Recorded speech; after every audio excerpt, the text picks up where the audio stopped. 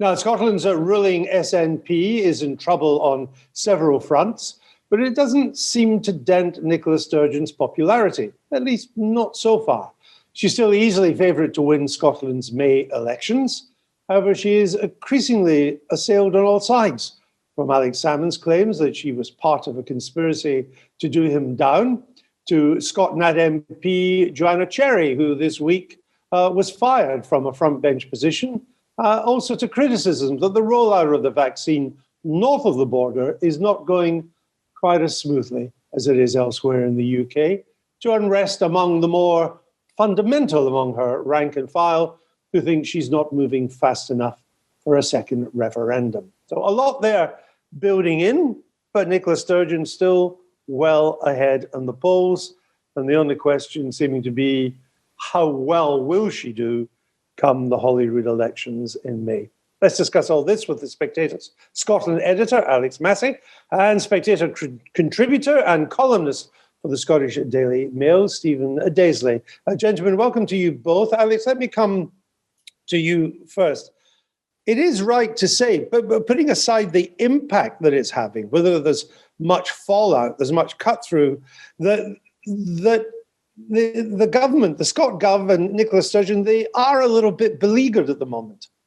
Yes, I mean, as you rightly suggest, there is a paradox at work here. On the one hand, the SNP continue to register support, running at around 50% in all the opinion polls. A level of support that means the outcome of May's Holyrood elections, assuming they go ahead as planned, and the First Minister is very keen that they do, the argument there is, will the SNP win an overall majority, or will they have to make do for what they currently have, which is a very strong minority administration there, where they can often count on support from the Green Party to ensure there is a pro-independence majority in the Scottish Parliament. And yet, as you rightly say, there are any number of different arguments on multiple fronts taking place in the SNP at the moment.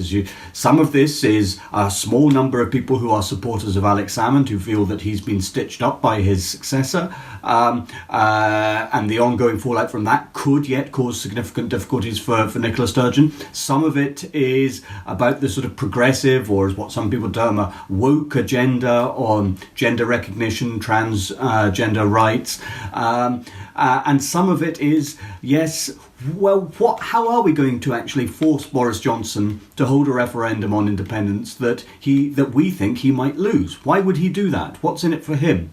And so all of these things contribute to a situation which is remarkably febrile in Scottish politics, even though the actual outcome of the election in May is pretty much not in doubt. You know, the SNP are going to win. The question is how big they win. But within that, there are any number of discontents and fissures opening, some of which pose short-term problems for Nicola Sturgeon and the Yes movement more generally, some of which could be quite serious in the longer term. Stephen, is there any sign, even just at the margins, that the problems crowding in on the First Minister are becoming corrosive, or is she totally impervious to it? Well, I think as probably came across quite well in Alex's answer there, Nicola Sturgeon is doing great in the polls, and perhaps not so great in the politics behind the polls. In terms of her position, she is in a relatively strong position, given that although she doesn't have a majority at Holyrood, she can rely on the Greens. There is a great deal of support behind her within the institutional party and much within the parliamentary party. She's also strengthened by the fact that there isn't really an immediate alternative, and those who could potentially replace her are actually people who are of the suitable calibre, I would say, to be able to step into that role. Largely speaking, at least within Holyrood, are those who are sympathetic to her.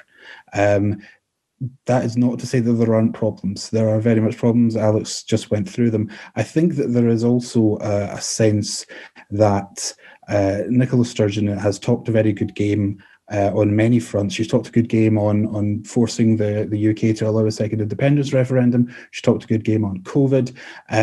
And now we're starting to see it's the rubber hits the road moment, where you see we've transitioned from the kind of the rhetoric to the actual delivery. And whether it's on a second independence referendum or it's on the vaccine rollout, where Scotland is behind all of the other nations of the UK in rolling out the vaccine, you are seeing that the delivery is not matching up to the rhetoric. And so while her politically and institutionally, her position is relatively strong just now, you can see the fissures absolutely opening up.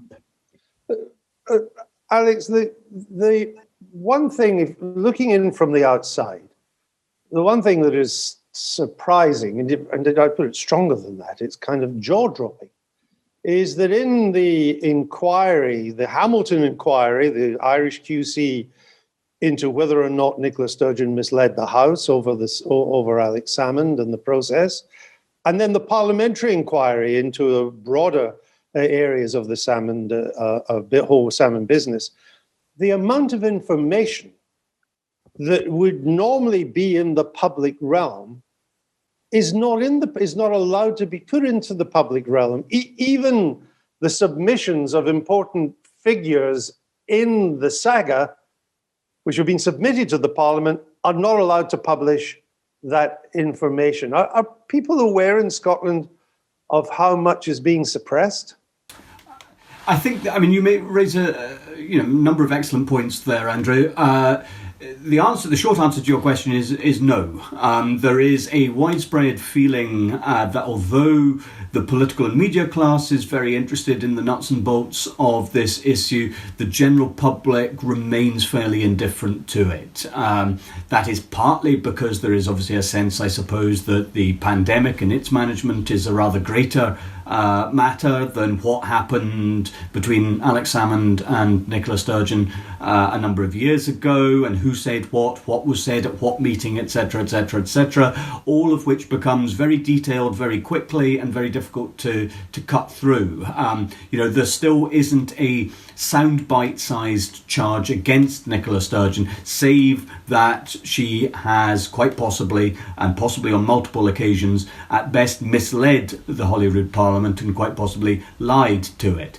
Whether that would, traditionally, obviously, that would, if confirmed, if proved, if accepted, would traditionally count as a resignation matter. But Nicola Sturgeon's poll ratings and amongst the public as a whole, not just SNP supporters, and it's important, I think, to stress that, are such that I think quite a lot of people could be persuaded that ordinary circumstances do not apply just now, and that she could conceivably survive a scandal that would have destroyed all her predecessors. But you are absolutely right also to suggest that the way her government has handled this inquiry, having initially promised its full cooperation, has persuaded an awful lot of people, I think, that there must actually be something more to it than meets the eye. Because a government that really had nothing to hide, a First Minister who really was prepared to cooperate with the inquiry to the fullest possible extent, simply wouldn't be behaving like this. So it leads one to think that there is something being covered up. Now, the question then becomes, is it a catalogue of incompetence that is being covered up, or a catalogue of malice that is being covered up, or some mixture of the two in proportions we don't yet know? But it is an excellent example of how not to run these affairs. I think if you are going to have a parliamentary inquiry, and if you are going to take credit for your supposed candour and frankness in establishing an inquiry into yourself, then you really do have to follow through on that and cooperate with it properly. And that clearly has not been the case in this instance.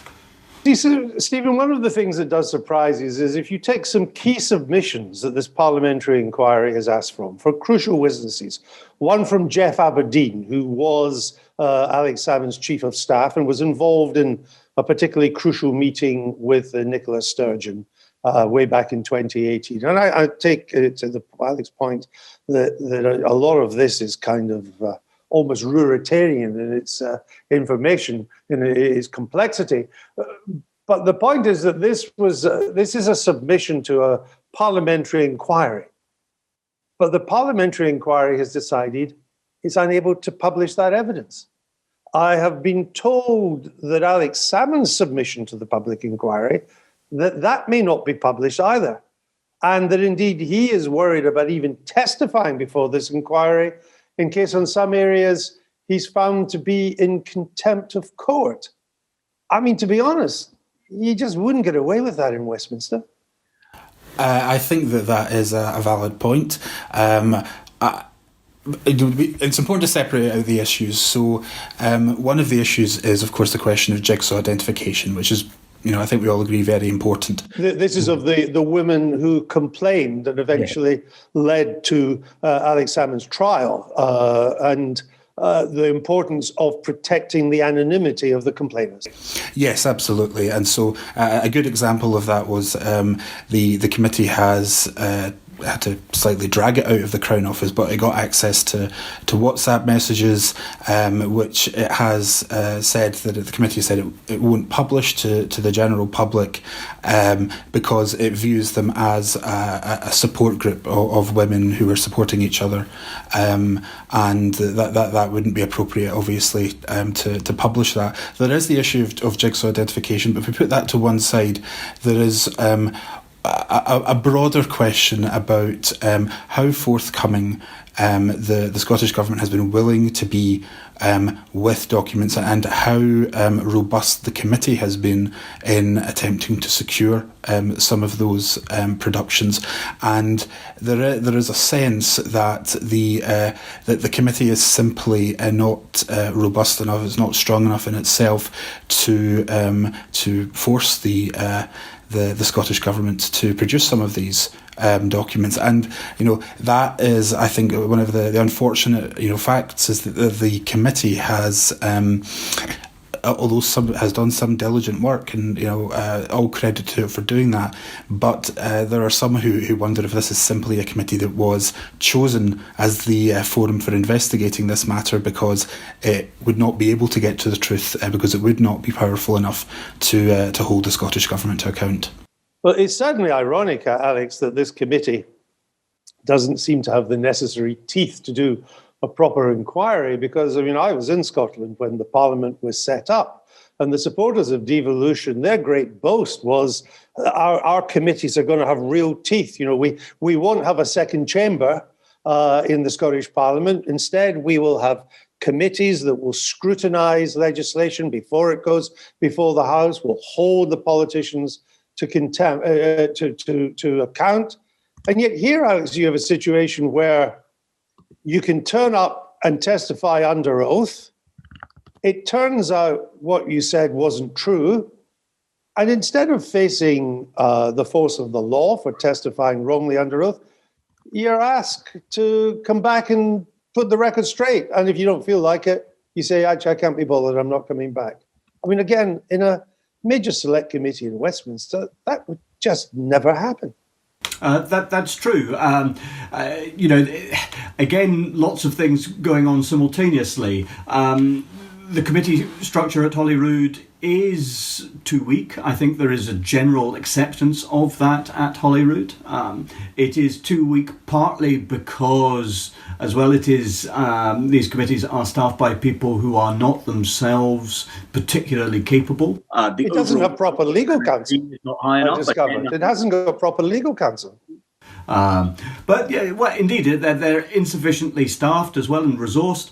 It is a major institutional failing of the Scottish Parliament and of the devolution settlement, if you like, at present. There are occasions when committees do some better work. For instance, the Scottish Government's proposed hate crime bill that is proving extremely controversial as well has essentially been gutted even before it's been put to the floor of the Parliament. And in part, that is because of the work of the Justice Committee that has been analysing it. But overall, yes, you have a problem in Scotland of an overmighty executive and an enfeebled legislature, and that is then perhaps also combined with, as you know well from your own experience, an enfeebled Scottish press that lacks the resources sometimes to cover Parliament properly, and a broadcast media in Scotland that is also much diminished compared to where it was a generation ago in terms of the scrutiny it is prepared to apply to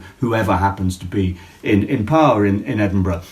At the moment, obviously, that is the SNP, and they've been in power for 14 years, which, I think one can make a plausible argument is long enough. And you see, not whether one agrees with the SNP or not per se, simply that after 14 years in government, if you have not achieved your initial objectives, it's extremely unlikely that you are going to. And all governments run out of steam, of ideas, and the ability, the capacity to reinvent themselves. And I think we're seeing a lot of that with Nicola Sturgeon's government at the moment as well, which accounts for some of the sort of frustration and this sort of curious sense, again, as we were saying at the beginning, where on the one hand Scottish politics is extremely stable, the SNP first, everyone else nowhere, and yet within that there is an enormous amount of strife and instability and inside the SNP and more generally in Scottish politics. It is, if you like, a sort of Caledonian antisyzygy of our times.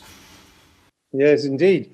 Stephen, your crucial documents that should be in the public domain being massively redacted, crucial submissions to a public inquiry not being published, the Crown Office seemingly using jigsaw identification in the broadest possible interpretation, in ways that sometimes defy logic, to close down information becoming public that they don't want to become public. If that was happening in London, I couldn't see the London press, London media putting up with this. Is the Scottish media just too supine? Well, I think that there is, first of all, Alex identified some of the important structural issues. Scotland is obviously, it's a smaller country. We have, if I say even proportionally, we probably have less in the way of a media landscape. You could argue the media is less adversarial. I'm talking about broadcast media here. There is less of a there is no sort of a Robert Peston or Laura Kuenssberg sort of figure who is is seen as a thorn in the side of the government of the day, whoever that is. And also, there is the point, as I say, as Alex makes, that the Scottish media just lacks a lot of the resources. It's not. I know some people think there's some conspiracy that the Scottish press doesn't want to investigate the SNP. That it is much more the fact that there is just not the same bodies on the ground that there once were. And yourself from that the Scottish press was once prided itself on its robustness and having armies of reporters they could send in. Not so much now. I think this is probably shown up the real trouble you get into when you don't have a robust, well-staffed, well-funded adversarial media, where you have a government that is in trouble on all sorts of fronts, and yet on what is, as you say, if this were happening in Westminster, this would be not only would be national news, I argue it would be international news. That is not happening in Scotland. It is, as Alex and you've also alluded to, it's barely cutting through with people. So I think this does show what happens when you don't have a robust media, and that is. I think that highlights the problem, that we have several democratic flaws in Scotland. The Parliament is too weak, the press is too weak, and the government is not held to account enough. Let me just finish on the post-election politics, starting with Alex, and then I'll come back to you, Stephen. Let's assume that Nicola Sturgeon wins. That's not a dangerous assumption. Maybe she doesn't get quite that overall majority, but she's still clearly the winner of the election and clearly the next First Minister. Does she, do you think, Alex, does she have a plan in her mind, a strategy over what to do about a second referendum? No is the simple answer to that. I mean, the argument will be that she has the moral authority to press for a second independence referendum, that Brexit is the kind of change in circumstance that justifies revisiting the national question 6, 7, 8 years after it was notionally decided in 2014. And even if you're opposed to the SNP's plans, I think one has to accept that there is a certain moral force to that argument.